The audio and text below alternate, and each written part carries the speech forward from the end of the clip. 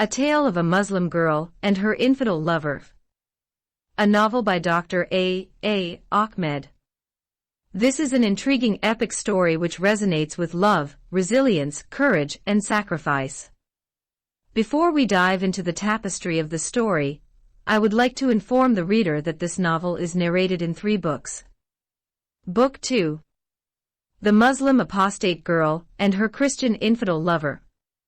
Copyrights. All rights are reserved. No part of this book may be reproduced, stored in a retrieval system, or transmitted in any form or by any means without the prior written permission of the author, except by a reviewer, who may quote brief paragraphs for a review to be printed in a public newspaper, general magazine, school journal, or university article. This novel is a work of fiction, but the entire story is based on the real life of a Muslim girl in Sudan. All names, characters, places, and events are either the product of the author's imagination or used literary. Any resemblance to actual people, living or dead, events, or locales is merely coincidental. Chapter 26. Carrying out the cowardly terrorist attacks. Whether due to luck or ingenuity, the terrorist plot was cleverly masterminded and successfully carried out. The entire Athenian police department remained awake and alert the whole night, busy interrogating those 50 young Muslim women, while the 4 jihadist young women were having peaceful sleep in the residence of Abbas and Sakina. As early as 4 o'clock in the morning, the 4 Muslim girls performed their morning group prayer. Their imama was the Libyan wife Sakina. Then they spent a few hours reciting verses from their holy Quran. Sister Sakina kept supporting and encouraging them by reading some verses from the Quran and hadiths of the Prophet Muhammad, which spoke about jihad against the infidels and the rewards that God prepared for the Muslim martyrs who would die in the way of Allah against the enemies of Islam. The attacks were planned to take place at the same time. The first girl was supposed to drive a truck loaded with bombs inside a government building during working hours. As we know, this building did not collapse alone, but brought down along with it another building. In fact, Abbas did not plan it that way, but also, he did not exclude that possibility. The second girl was told to drive another car and intercept a fast-running train. The third girl was instructed to drive a small car inside the Athens International Airport premises. The fourth girl was supposed to collide her car inside a famous cinema theater and kill everyone found inside and outside. The 4 terrorist girls left the house of Sakina and Abbas and headed towards their targets unnoticed and unsuspected by the Greek police. Abbas knew that no Greek police would suspect or expect that a Muslim woman would have the nerve and the courage to kill herself to kill others in that horrific way. Those 4 girls drove their vehicles as if they were going for a picnic. No fears or tears were ever seen or noticed by anyone who might have seen those terrorist girls while they were going to their targets. Although each girl knew what she was going to face in a few minutes, she did not waver for a second, but kept looking at what she was going to achieve, and the reward she was promised by Allah and His Prophet to receive in the hereafter. Each terrorist girl kept repeating the Quranic verse that said, "Don't consider those who died in the way of Allah are dead, but they are living with their Lord and their Lord feed them." Surah Al-Imran 3, verse 169. This is the English translation of the verse, but the main text in Arabic says, "Don't consider those who are killed in the path of Allah are dead, but they are living with their Lord and God sustains them." The last time those 4 girls saw each other was at the Abbas and Sakina's house. Each one took a different direction as soon as her car emerged out of the Muslim crowded neighborhood. The attacks were planned to take place on Friday afternoon for particularly important reason. Abbas knew that Friday afternoon was the time when each devout Muslim man and Muslima woman would attend the public prayer in the mosque. If any Muslim caught up in those targeted places and got killed, then his blood would be upon his shoulders. According to Islam, a Muslim man who doesn't pray is an infidel and must be killed as an apostate after 3 days if he refuses to resume praying. Besides that, Abbas believed that the collective prayers of the faithful Muslims on Friday afternoon would move the heart of Allah and give success to the 4 martyrs. Among the 4 girls, the first one did complete damage to her target and killed hundreds of innocent people. She was able to drive her truck inside the building. The security guards thought the driver was a new immigrant woman who couldn't be able to control her truck. They looked at her with pity when they saw the truck collide inside the eastern corner of the building. One of them called 911 and asked for an ambulance because he thought the immigrant woman might have been injured when her truck swerved from the main street and hit the building. At that critical moment, the security men were taken by surprise when they heard the powerful explosion. The tall building was hit at the base. It almost suspended for a couple of seconds in the air before it fell on the adjoining tower. The latter tower could not withstand the massive weight of the former tower, therefore both buildings went tumbling down, burying beneath them hundreds of government employees and workers. The first suicidal terrorist was none other than the mysterious Palestinian girl Sulema, whose real name was Umayma Yassin. The second Muslim girl reached a couple of minutes late from her scheduled time of the attack. She was supposed to collide her truck headlong against a fast train. But she reached at the time that the train was halfway. She drove her truck inside the fast-running train. Her truck exploded the moment it hit the speeding train. Many compartments caught fire when the powerful explosion wrecked them. It was difficult to describe the bloody images of those passengers who managed to jump out of that fast-running train, with some of their limbs chopped off while the flames were consuming the rest of their bodies. Some compartments went off tracks and overturned. Although this girl did not kill as many as the first one did, but those who survived her brutal attack would remain disabled and some would become like vegetables all the rest of their lives. The third Muslim girl got the less dangerous suicidal mission among the 4. She was instructed by Abbas to drive her car inside a cinema hall. She was driving a small vehicle. She turned out of the main street and collided her car against the cinema hall. Her car exploded at once when it hit the concrete wall. A few people were killed, but so many managed to escape safely. The building was not destroyed as Abbas expected. It was a big shopping center. So her suicidal mission was not as successful as the first 2 girls. The 4th Muslim girl had fully failed to carry out her suicidal mission successfully. She was sent to the Athens International Airport. Her mission was to drive her car on the fencing, and then to head to one of the biggest buildings in the International Airport of Athens. It was the arrival hall where thousands of newly arrived passengers were expected to be found and killed. When she would reach her target, she was supposed to pull on the explosion trigger. She was driving a small car too. When her car hit the fencing, it exploded there. It caused some considerable damage to a storage building near the place where she tried to break inside the international airport and reach her target. A few people were killed inside the storage room, and some were gravely injured. Accordingly, the last 2 Muslim girls were not able to carry out their terrorist attacks successfully due to the small vehicles they used as compared to the first 2 Arab girls who used a couple of big trucks. Chapter 27.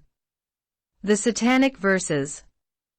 The cowardly terrorist attacks on Athens became one of the top headlines news in Sudan, after the local media mentioned that one of the 5 prime suspects was a Sudanese girl.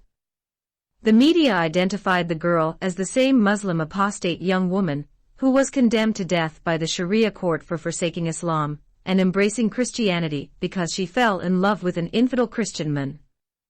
In this regard, some religious leaders were interviewed by the media, and they collectively issued fatwas in which they said Allah forgave the blessed Sudanese girl for the jihad she did in the cursed land of the Christian infidels of Europe.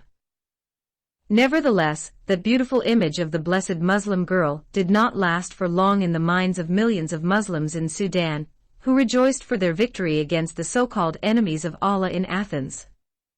When the CIA team unearthed the plot and exposed the Muslim terrorists who masterminded and carried it out, the Sudanese media had picked up once again the new developments and published them all over the country.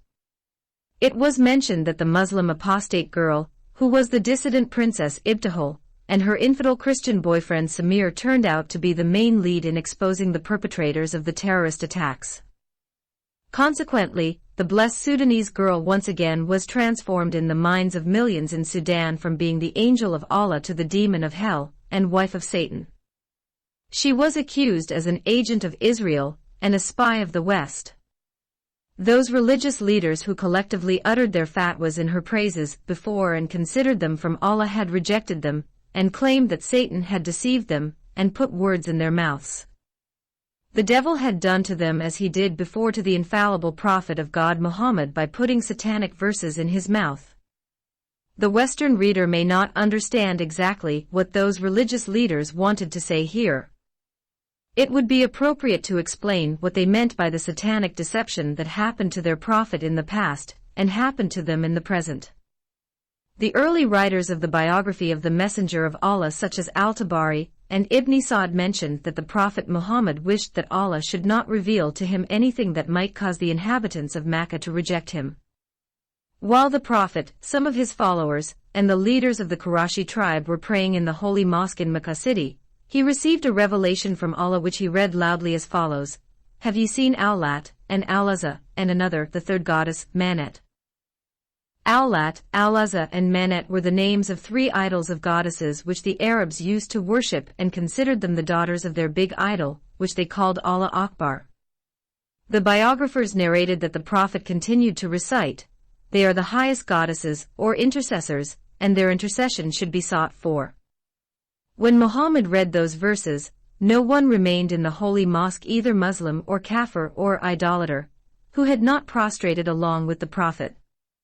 Then Muhammad said the angel Gabriel came, and rebuked him, and told him that he had read to people what he had not revealed to him. After that, the angel of Allah recited to him, "And their purpose was to tempt thee away from that which we had revealed unto thee, to substitute in our name something quite different. In that case, behold, they would certainly have made thee their friend. And had we not given thee strength thou wouldst have inclined to them a little."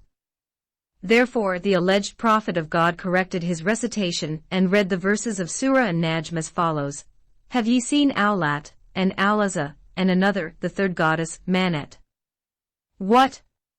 For you the male and for Allah the female. Behold, such would be indeed a division unfair." This is the story of the alleged prophet of God and the satanic verses, which led Ayatollah Khomeini of Iran to issue a fatwa, in which he promised to pay $2 million to anyone who would kill the Indo-British writer Salman Rushdie for mentioning it in his masterpiece book, Satanic Verses. Likewise, the religious leaders in Sudan believed that the devil deceived them, and put those false fatwas of praises of the Muslim apostate girl Ibtihal in their mouths. Having regretted their previous praises and promises to the apostate girl, the leaders produced new fatwas. They promised that Allah would reward any Muslim man or Muslima woman who could shed the blood of the Muslim apostate girl Ibtihal Taha al-Amin and kill her infidel Christian man, Samir Peter Deng. Through the media, all Sudanese people came to know that the fugitive infidel lover managed to escape out of Sudan through Darfur province, and at present, he was working as a volunteer doctor in the refugee camps in Chad. Such information would soon prove to be fatal for the runaway infidel Christian man Dr. Samir, who was the lover of the dissident Sudanese princess, the Muslim apostate girl Ibtihal. In the meantime, the Swiss doctor Jennifer Alexander continued to stay in Athens and regularly spoke with Dr. Samir on the phone. She kept him updated on all the new developments of the terrorist case of his beloved girlfriend. The last time she talked to him, she informed him about the Greek police, with the help of the CIA, were able to unearth the plot that took the lives of many innocent people in Athens. She said to him the letter that he sent with the CIA team was the main lead that unearthed the whole conspiracy. She then promised him that soon his detained girlfriend Dr. Ibtihal would be set free. Dr. Samir continued to live with the beautiful hope that someday he would be somehow united in a holy matrimonial Christian relationship with his beloved Muslim apostate girlfriend Ibtihal. Meanwhile, he continued his daily activities in the camps as before. The UN medical team had 2 helicopters. Those helicopters were used for bringing medical supplies and food. They were also used for transferring the medical team doctors from one camp to another camp. Those refugee camps were located exactly at the Sudanese-Chadian border. They were not having good security protection. A few African peacekeeping soldiers were keeping watch on those camps. One day a Sudanese military helicopter crossed the border and landed in one of those refugee camps. 15 armed Sudanese well-trained commandos emerged out of the helicopter and raided the medical clinic of that camp. Dr. Samir happened to be inside the clinic when the commandos entered it. Their machine guns were in their hands and ready to open fire. One of those soldiers ordered Dr. Samir by name to follow them. All the medical team members were in a state of shock and frightened to death. Only the Sudanese doctor had been forced to follow them at the gunpoint. When the Sudanese commandos emerged out of the medical clinic, they were intercepted by the peacekeepers. The 2 groups engaged in fierce fighting. The gun shootings roared across the camp, which caused many refugees to flee for their lives. They concluded that the Sudanese Janjaweed militiamen, or the devils on horses, had raided their refugee camp. The fight ended for the victory of the peacekeepers. All the 15 Sudanese commandos, including the captain of the helicopter, were either shot dead or wounded. The news of the invading Sudanese soldiers reached the Chadian military soldiers, who were encamped close to those refugee camps. When the Chadian soldiers had come in, the incursion was already ended. They found the ground in front of the clinic was turned into a pool of blood. There were causalities in human lives on both sides. Some of the peacekeepers were shot and killed too. When the soldiers separated the living from the dead, Dr. Samir was counted among those who were fatally wounded. He had been shot several times in his body from point-blank range. Immediately, he and other wounded soldiers were rushed in a helicopter to a nearby city in Chad. Chapter 28. The demand for the deportation of Ibtihal out of Greece. The Greek police released the suspected Sudanese girl Ibtihal Taha Alamin, after all those Muslim men and women who planned and participated in that cowardly terrorist attacks on the city of Athens were arrested and brought to justice. Even those admirative women of the shelter who lied to cover up the Muslim terrorists were also detained. Among the former 5 suspects, only the Sudanese girl Ibtihal was released. Notwithstanding, the newly set-free Sudanese girl enjoyed her liberty for only 24 hours before she was rearrested with the charge of illegally entering the country. She spent those 24 hours with the Swiss young woman Jennifer Alexander in her room in the hotel. The Greek police wanted the Athenian criminal court to deport the released Sudanese girl Ibtihal to the country of her origin, after she would go through another fair trial. Her new trial was scheduled to take place soon. Dr. Jennifer had become so troubled when she learned that the Greek police had a legal reason against the released Sudanese young woman. Dr. Ibtihal was told by her lawyer that her new charge based on the infringement that she came into Greece with a fake visa. In that case, the Athenian court for sure would order her deportation. For the Muslim apostate girl Ibtihal to be deported to Sudan would mean to be sent back to her gallows and brutal death due to her apostasy and escape. The Swiss doctor Jennifer Alexander sought the help of the Human Rights Center in Athens, but she discovered that the center was powerless in this case. She then consulted the CIA team members, and likewise, they said to her they could not interfere in the judicial system of Greece. Finally, she returned to the lawyer of the Sudanese girl Ibtihal. The lawyer did not give her any promise, but he said he would request the Greek court to keep Ibtihal in Greece on a humanitarian basis. He said further that he could plead with the criminal court to keep his defendant in Greece for her protection. In that case, he needed to convince the Athenian court of the request by supplying concrete evidence that Ibtihal's life would be at high risk if she was sent to Sudan. While Dr. Jennifer was moving from office to office and trying to save the life of the Muslim apostate girl Dr. Ibtihal, she got the disturbing news that Dr. Samir was shot and seriously wounded during an attempt to kidnap him by some Sudanese military soldiers. He was in a critical condition when his colleague Dr. Jennifer received the sad news. Even so, she decided to stay in Athens and continue to fight the case of Dr. Ibtihal. She thought it would have been better if she had left the Muslim apostate girl to spend the rest of her life in the Athenian women's prison than sending her back to the Sudanese gallows. In the meantime, Jennifer visited Ibtihal regularly in jail. She did not tell her anything about the critical condition of her wounded lover. The Human Rights Center promised to cover all the fees of the lawyer and any other legal charges that might be included in the future. Some disturbing rumor reached the Human Rights Center and passed on quickly to Ibtihal's lawyer and Jennifer. The rumor said the Greek police contacted the Sudanese embassy in Athens and requested them to cover the airfare for deporting their citizen Ibtihal Taha Al-Amin because she entered Greece with a fake visa and false Libyan identity. The Sudanese embassy agreed to cover all the expenses of extraditing the condemned and runaway Muslim apostate girl. The lawyer approached the police department and inquired about the rumor. The Greek police authority denied that they made such a deal with the Sudanese embassy.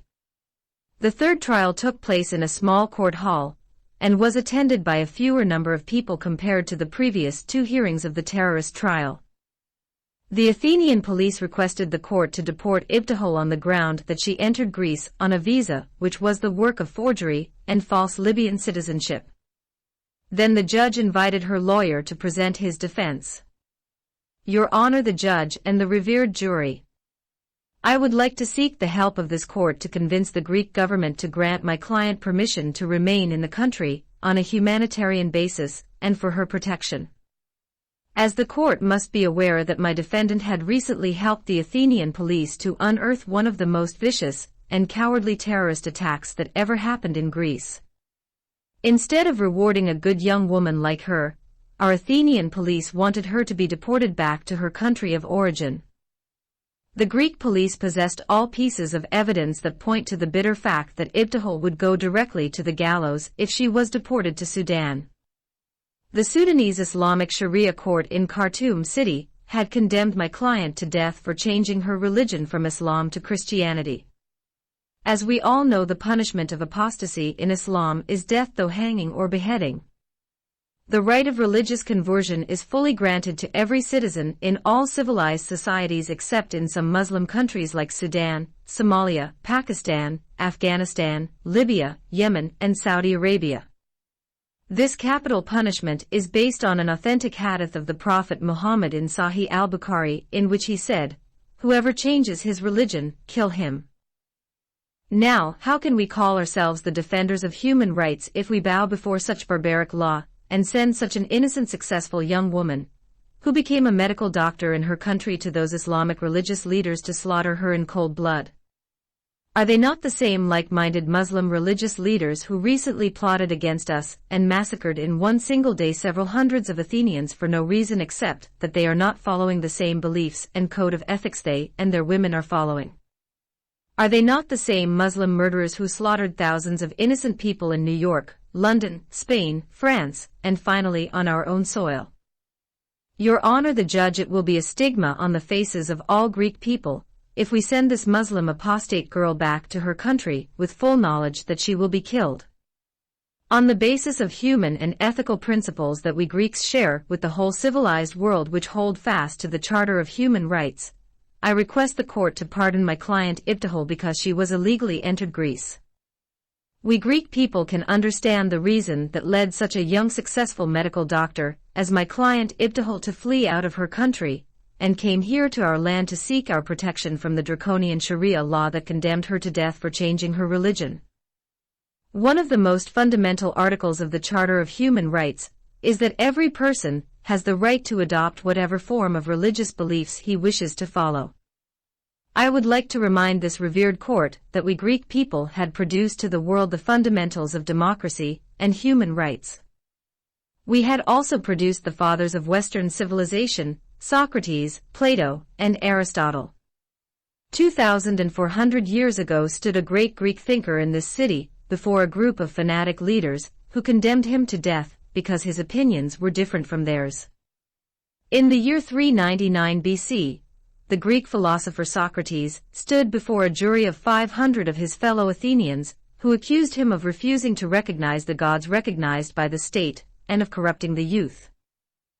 Therefore, Socrates went on trial, and was subsequently found guilty of both corrupting the minds of the youth of Athens, and of not believing in the gods of the state, and as a punishment sentenced to death, caused by the drinking of a mixture containing the hemlock poison. Today, after 24 centuries and 22 years, those same fanatic leaders are murdering innocent people because their faith is different from theirs. Your Honor the judge and the revered jury, I would like to repeat again that how can we call ourselves the defenders of human rights if we bow before such barbaric and draconian religious law, and send this innocent young woman to those fanatic religious leaders to kill her as an apostate girl who left Islam and converted to Christianity? Thank Your Honor the judge, thank you, the revered jury. I trust our Greek court to pass a fair judgment on my client Ibtihal. Before the judge passed his sentence, he consulted his jury. Then he said loudly, this court rules that Ibtihal Taha al-Amin should not be deported to Sudan or any other country. She must be allowed to live in this country for her protection. Chapter 29. The demand for the extradition of Ibtihal to Sudan. Some of the narrators chose to end their narrations as soon as the kidnapped Muslim apostate girl, the dissident princess Ibtihal, was smuggled by the Rashida nomadic caravan out of Sudan and reached Libya. They preferred to keep her story confined within the borders of her fatherland. Notwithstanding, none of them could claim that he wrote a complete biography of the extraordinary life of Princess Ibtihal. The events of her life overseas were part and parcel of her life in Sudan. What was going to take place in this chapter and the subsequent chapters could prove without a shadow of a doubt that all the events of her life were part of the same biography of the Muslim apostate girl, the daughter of the late Hajj Taha, who was the former imam of the biggest mosque in her native town Gadaref. From the previous chapter, we learned that the Athenian court had rejected the demand of the Greek police to deport to Sudan, or any other country, the former suspected Sudanese girl Ibtihal. But not everybody was happy about that court decision. The legal advisor of the Sudanese embassy lodged a complaint against the ruling of the judge of the Athenian court. In his complaint, he demanded that their fugitive citizen Ibtihal Taha al-Amin should be extradited to Sudan because she was involved in a murder crime. She was accused of conspiring with some gunmen in the hanging of the former judge of the Khartoum Sharia court. This complaint was submitted to the Athenian criminal court. As soon as the criminal court received the lawsuit, it appointed a date for the hearing. There was information which some narrators excluded, but I would like to mention it before the fourth hearing. The Athenian court refused to allow the legal advisor of the Sudanese embassy to represent the case because it did not recognize his qualifications. This matter created some difficulties for the embassy. Every Greek lawyer that the Sudanese embassy approached refused to accept the case. Finally, an Arab lawyer who was originally from Syria had accepted the case. In fact, he too had entered illegally into the Greek soil. He was smuggled by human smugglers from Libya to Greece through a floating dinghy boat across the Mediterranean Sea. Then he claimed refugee status in Athens. For the past 6 years, he was trying to smuggle himself with his Arab wife and 7 children to Germany or France, but he could not succeed. Another piece of information that was also of importance was the arrangement that the Greek government made with the United Nations office in Athens regarding accepting the freed Sudanese girl, Ibtihal, as a refugee. The UN office accepted the request and granted her refugee status in Greece. The office also agreed to cover the expenses of her stay in Athens. Moreover, the office granted her legal aid and therefore appointed a lawyer to defend her in court. Although the fourth hearing had nothing to do with the Islamic terrorist attacks on Athens still, I preferred to number it in that fashion to avoid any confusion. Then the Sudanese embassy's lawyer was asked by the court to present his case first. Bism Allah Aurman Aurahim, began the Arab lawyer his line of defense. Here in my hand is a copy of the magazine that published the confessions of the Christian boyfriend of this accused Sudanese woman. The CIA team that interviewed him in Chad had obtained those confessions from him. In the interview, the fugitive Christian lover confessed that he hired some gunmen to rescue his condemned Muslim apostate girlfriend Ibtihal from being hanged in Khartoum City. According to the report of the Khartoum police, those gunmen murdered 9 policemen and 4 policewomen, who were her guards before those gangsters had kidnapped her from their hands. Those same gunmen broke into the house of the virtuous Sudanese judge who condemned this Muslim apostate woman to death and kidnapped him at gunpoint. On the same day, 4 women from the same gang disguised themselves as guards and publicly hanged the innocent Muslim judge of the Sharia court in Khartoum. Here is the report of the Khartoum police regarding all the details of those hideous crimes committed by the gunmen, who were hired by this woman and her lover in Sudan. Then the Syrian lawyer took a dossier as big as his head and handed it over to the Greek judge. Based on those indisputable evidence, the Sudanese embassy in Athens requested this Greek court to extradite this prison escapee woman to Sudan to face the consequences of the ugly crimes committed by those gangsters that she and her lover had hired. The Arab lawyer had neither thanked the judge, nor thanked the jury, nor showed any respect to the court. After he made his dry speech, which he had read, as if he was a student in a classroom reading an essay, he returned to his former chair and sat. While he was sitting, his angry face was not revealing he was a defender of Greek law, but rather another Muslim terrorist undercover. He was one of the millions of Muslim immigrants who came to the West because he loved the benefits they got there but hated with bitterness every non-Muslim Westerner. Then the suspect girl's lawyer was requested by the court to present his line of defense. Your Honor, the judge and revered jury, began the lawyer of the Sudanese girl Ibtihal, we have heard the charges that the lawyer of the Sudanese embassy has brought against my client. We also have heard the evidence that he supplied to support his case. Despite that, the lawyer was not able to prove to the Greek court how my defendant was guilty of a murder crime as the charges stated. If her Christian lover had admitted that he hired some gunmen to rescue his beloved Muslim girlfriend, that was not proof my client was involved in a murder crime in Sudan. Let the lawyer show us the connection between the gunman and my defendant. Also, I would like the lawyer to show the court the secret deal that my client made with those gunmen. The CIA's interview revealed that the Christian lover of the Muslim apostate girl, Ibtihal, admitted that he sought the help of a great influential man in Khartoum to rescue his beloved girlfriend from being unjustly put to death by an Islamic court. The interview never mentioned gunman or gang or any criminal. Objection, shouted the other lawyer.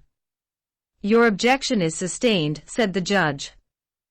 This woman herself admitted in one of her interrogations that she had been rescued and kidnapped by some gunmen in Khartoum while she was on her way to the gallows. I am absolutely certain, said the defense lawyer while smiling, that the court is fully aware of that confession. My colleague has misunderstood my statement when I said the CIA team's interview never mentioned gunmen or gang or any criminals. What I meant to say is that the lover of my defendant did not mention in the interview that he hired gunmen or gangsters. He only said he had been left with no choice. He sought the help of a great influential man in Sudan. That great influential man might be a politician, businessman, military general, police commissioner, or even the president of Sudan.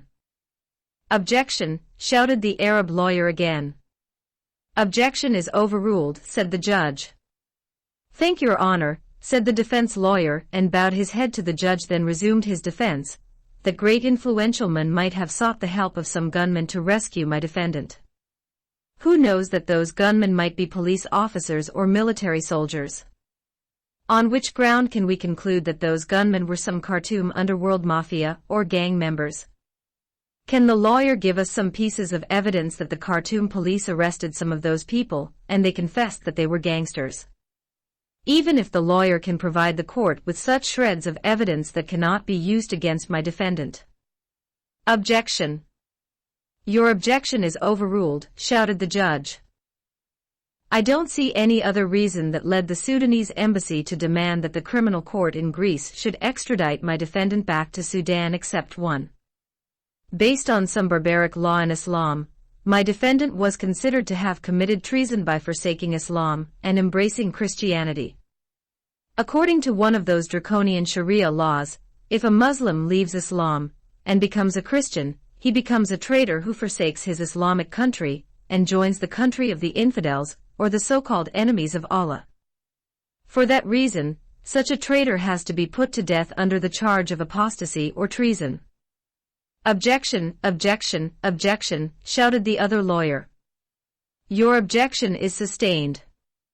The defense lawyer must mind his language and respect other people's religion. Your Honor the Judge, I don't believe that I have insulted any religion by calling that inhumane law barbaric and draconian law. In response, the Muslim lawyer stood on his feet and began to foam in his mouth. Then he opened his contemptible mouth and started to spew his deeply seated Islamic prejudice and religious hatred and anger on Christians of the West. We Muslims are not barbarians, but your Christian people are known in history as savages and barbarians. You had wiped the Red Indians out of existence, you had dropped 2 nuclear bombs on Japan, you had sent the Catholic Crusaders to slaughter thousands of innocent Arabs, you had recently killed 1.5 million Iraqis, you had colonized all Asian and African countries and robbed the wealth of those third world countries. Order, order, order, shouted the judge angrily, the court is not a place of debate between Christians and Muslims. Any further personal attack the court would dismiss the case. I have been personally insulted and my Islamic religion has been openly derided and attacked by the defense lawyer. Therefore, I demand an apology from the Christian lawyer of the accused Sudanese girl. The court rejects your demand and asks the defense lawyer to continue, said the judge. I withdraw, shouted the angry Arab lawyer. I cannot stand before a court which has no respect for other religions. When he made those angry remarks, the outraged Syrian lawyer collected his papers and walked out of the court while followed by some bearded Muslim Arabs and Africans. Has the defense lawyer anything more to say? Asked the judge. Your Honor Judge and the revered jury, the diplomats of the Sudanese embassy hid their real motives and came up with the murder accusation. Their real motive is to get my client extradited to Sudan to face the death penalty for forsaking her former faith and embracing a new religion. What can we call a law that in the 21st century orders the killing of a girl because she changed her religion? I believe every person in this court will agree with me that that law can be called nothing today except inhumane, barbaric, draconian, against human rights, and against humanity itself. According to Article 18 of the Charter of Human Rights, everyone has the right to freedom of thought, conscience, and religion. This right includes freedom to change his religion or belief, and freedom, either alone or in community with others and in public or private, to manifest his religion or belief in teaching, practice, worship, and observance. Their fanatic religious judges of the Sharia court in Khartoum City and their embassy in the city of Athens want this Greek court to extradite to Sudan this intelligent Sudanese young woman back to her motherland, so that they can put her to death as a Muslim apostate girl. They had already condemned her as an apostate woman because she defied their prejudice by falling in love with a Christian man, and sentenced her to death because she challenged their strict dogma by forsaking Islam and converting to Christianity. They want to put her to death and then burn her corpse because their Sharia forbids the burial of an apostate from Islam. All their so-called rightly guided caliphs burned the bodies of the Muslim apostates whom they slaughtered in very horrific and inhumane ways because they forsook Islam after the death of the Prophet Muhammad. Thousands of innocent Arabs were killed in the famous wars of apostasy during the caliphate of Abu Bakr al-Siddiq. Those Arabs left Islam because they were forced to accept it at the point of a sword. Then the defense lawyer paused for a few seconds before he said, I have many horrific reports to mention about the bloody history of that satanic Arab religion, but the time of the court wouldn't allow me to do so. That is all, Your Honor, the judge and the revered jury. Based on the lack of evidence, this court dismisses the case and rejects the demand of the Sudanese embassy to extradite Ibtihal Taha al-Amin to the police of Khartoum City, thus loudly shouted the Greek judge of the Athenian Criminal Court.